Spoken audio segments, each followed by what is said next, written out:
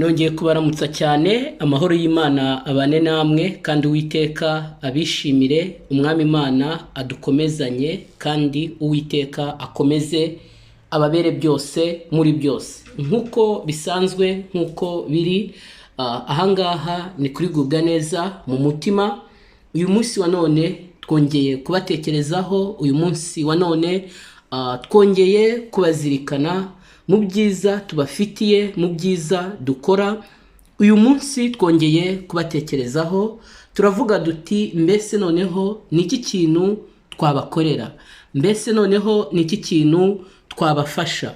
Uyu munsi wa none mu kubatekerezaho cyangwa se mu kubazirikana, murabona ibintu bimeze neza, ibyo kurya, ibyo kunywa, ariko umwihariko w'ibi ngibi ni ukugira ngo tubasobanurire uburyo cyangwa se ukuntu mwajya mwitegurira ibyo kurya byujuje intungamubiri kandi bikaba ibyo kurya bitagira ingaruka na nkeya, byongera mu buzima bwacu. Hari abantu benshi bategura ibyo kurya bikaba ibyangiza umubiri aho kugira ngo bibe ibitunga umubiri. Uyu munsi rero twebwe twaje dufite itandukaniro tugira ngo tubereke uburyo ki mwategura ibyo kurya bifitiye umubiri akamaro.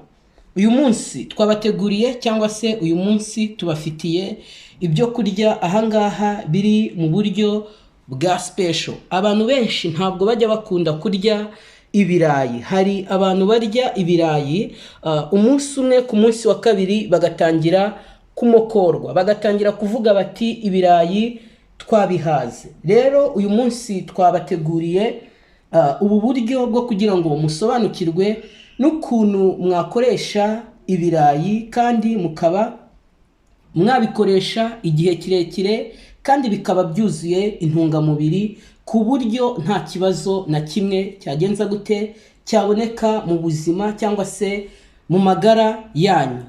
Ubundi hari ibyo kurya tumenyereye bifite intungamubiri ariko bikaba bifite n'ingaruka nyinshi mu buzima bwacu bwa buri munsi, nk'inyama izo arizo zose, zaba iz'inka, zaba iz'ihene, zaba iz'intama, zaba iz'ingurube.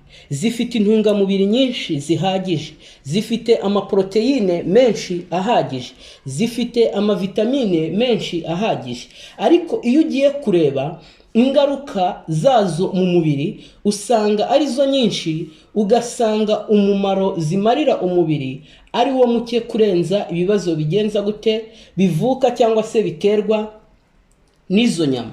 Rero nk'uko mubizi hano muri ubu buzima, buri kintu cyose mu by'Imana yaremye kigira ingaruka nziza ndetse n'ingaruka mbi, ibyo bita effet positive cyangwa se effet negative, cyangwa se ibyo bita negative impact cyangwa se positive impact, biterwa n'uburyo wumva ibintu. Uyu munsi rero twabateguriye ibirayi bimeze neza, murabibona ni ibirayi bikozwe mu ifu y'uburo, bikaba byakorwa no mu ifu y'ingano. Ayo ni amafu meza akenewe n'umubiri w'umuntu mu buzima bwacu bwa buri munsi. Bikaba bitekeshejwe amavuta meza, amavuta y'umwimerere, amavuta yo mu bimera, amavuta yo mu giti cya elayo. Ayo mavuta nayo ni amwe mu mavuta adateza ikibazo mu mubiri. Rero ntabwo bisaba ibintu bihambaye kugira ngo ukore ibintu bitangaje, ahubwo gufata umwanya ukiga, gufata umwanya ukabaza, gufata umwanya ugasobanuza, bituma ubasha kumenya byinshi bitandukanye. Kuko baca umugani mu Kinyarwanda ngo intabaza irira ku muziro, kandi ukura utabaza ugasaza utagenje gute utamenye. Abantu rero badakunda kurya inyama, uyu munsi wa none twabatekerejeho. Twabateguriye rero isambusa nziza zikozwe mu birayi, twabateguriye isambusa nziza utabasha gusanga ahandi, ukurikije nuko uzireba urebesheje amaso yawe, byonyine biryoheye amaso. Rero uramutse ugize amahirwe yo kuziryaho, noneho wasanga ari akarusho. Rero twabaha ikaze, tunabararikira gukurikirana ibyo dukora. Nk'uko mubizi, hari insenda zitandukanye nazo tujya tubakorera, insenda nziza, insenda zikozwe mu bimera. Uru rusenda rwacu rwitwa nutrient chili. Uru rusenda abamaze kurukoresha ni abahamya kuri uru rusenda, bavuga yuko ari urusenda rutandukanye n'izindi nsenda bajyaga bakoresha mu buzima bwabo bwa buri munsi. Uru rusenda rwa nutrient chili ni urusenda rukozwe mu rusenda rusanzwe, ariko tukongeramo pavuro, tukongeramo ndetse na olive oil, tugakoresha na garlic ndetse n'indimu. Uru rusenda rero rwacu, iyo tumaze kurutunganya no kurukora, tubasha kuba twarushyira ku isoko, ku buryo umuntu uwo ari we wese urukoresheje cyangwa se urufashe akajya arushyira ku byo gufungura byiwe bya buri munsi, nta kibazo n'iki na kimwe ashobora kugenza gute kugira, kuko ni urusenda rwizewe, rwizweho, rwakozwe hakurikijwe ibipimo bijyanye n'ibyo twita essential need. Iyo tuvuze essential need tuba dushatse kuvuga iki? Iyo tuvuze essential need tuba dushatse kuvuga yuko ari ibintu bikenewe n'iki n'umubiri. Nguko uko urusenda tubagezaho ruteguwe kandi rutunganyijwe neza, kandi rukaba ari urusenda rw'umwimerere, atari rwa rusenda urya rukubabura mu nkanka cyangwa se mu gisenge cy'akanwa, atari rwa rusenda uzarya wamara kururya rwagera mu mubiri rugatangira gupfura igifu. Igifu iyo gitangiye kwangizwa n'ibyo turya, nibwo duhera ko tukarwara indwara y'igifu. Icyo gihe ubuzima bwawe buba bumaze kugera ahantu hakomeye, kubera ko apareye digestif cyangwa se ibijyanye n'igogora bijyanye n'ibyo tuba twariye, iyo bigize ikibazo, murumva yuko ibyo turya ntaho bifata, byinjira mu mubiri bikahita bisohoka.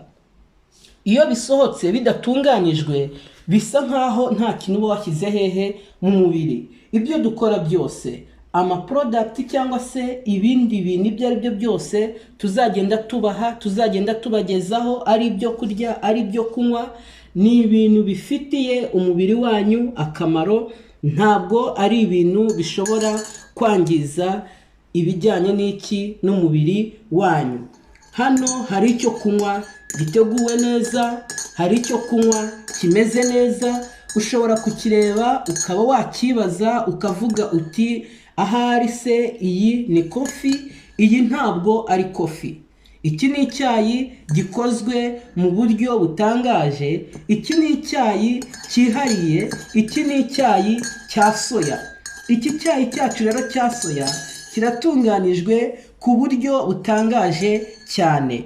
Ushobora kwibaza uti ese iki cyayi cya soya nakibona gute? Kubona iki cyayi cya soya bigusaba kuba ufite amajyani y'iki ya soya. Ukeneye rero n'amajyane ya soya, watugeraho, watubaza, tukaguhereza amakuru ahagije kandi meza yizewe. Urebye muri iki cyayi cyacu uri kubona utuntu dusa n'utwikenetse hejuru. Ntabwo dukoresha isukari isanzwe, ahubwo twebwe dukoresha ubuki kugira ngo ibintu byacu byose bibe ari umwimerere. Urabona yuko tugufitiye icyayi cyiza, icyayi cya soya, ndetse iki cyayi cyacu cya soya ntabwo tugikora ngo niturangiza dushyiremo isukari, ahubwo dushyiramo iki? Ubuki, kugira ngo iki cyayi kibe ari icyayi cyiza kigenje gute cyizewe. Nk'uko mubibona, ntabwo twigeze twibagirwa ikintu cyitwa amazi, kuko mu buzima bwacu bwa buri munsi amazi ni isoko y'iki y'ubuzima. Umubiri wacu udafite amazi ugwa umwuma. Iyo umubiri wacu uguye umwuma, bivuga ko ibintu byose bihinduka hehe mu mubiri. ingano y'amaraso iragabanyuka. Igihe rero ingano y'amaraso igabanyutse mu mubiri, haboneka izindi ndwara zigiye zitandukanye. Iyo umutima uri gutera ugira ngo amaraso akwire mu mubiri, icyo gihe amaraso akaba atari ku rugero rukwiriye mu mubiri, yamaze kugabanyuka mu mubiri, icyo gihe habaho presiyo y'amaraso. Noneho icyo gihe iyo amaraso agabanyutse mu mubiri atari ku rwego rukwiriye, niho hantu hahita haboneka ya ndwara bita indwara y'umuvuduko w'amaraso.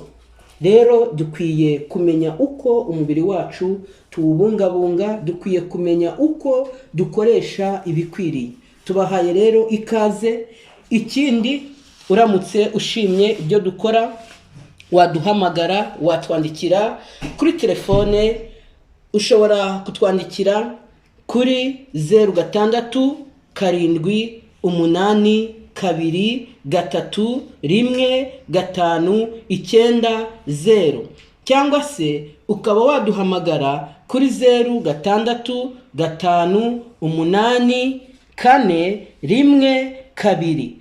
0686481240. Izi nimero uramutse uziduhamagayeho turakwitaba kandi tukagufasha. Dutumire mu bukwe bwawe, dutumire mu birori byawe, dutumire mu masabukuru y'abana bawe, maze tugufashe kwizihiza ibirori byawe, umunsi wawe ugende neza hamwe natwe. Twabifuriza rero kugira amahoro y'Imana, ubuntu n'amahoro by'umwami wacu Yesu Kristo bibane namwe none n'iteka ryose, kubwa Yesu. Amen.